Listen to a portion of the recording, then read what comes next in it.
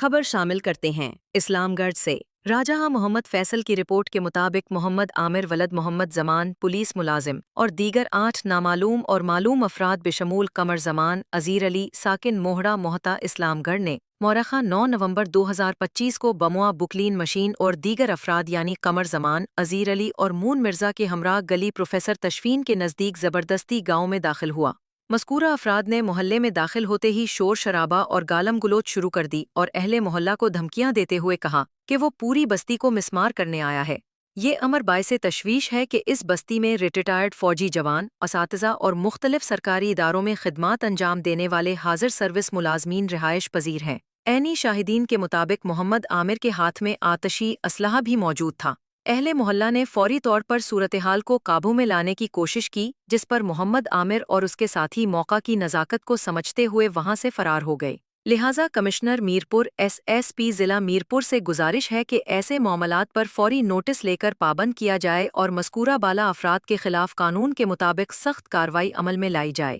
تاکہ علاقے میں امن و امان برقرار رہے اور اہل بستی کو مستقبل میں کسی بھی ممکنہ خطرے سے محفوظ رکھا جا سکے۔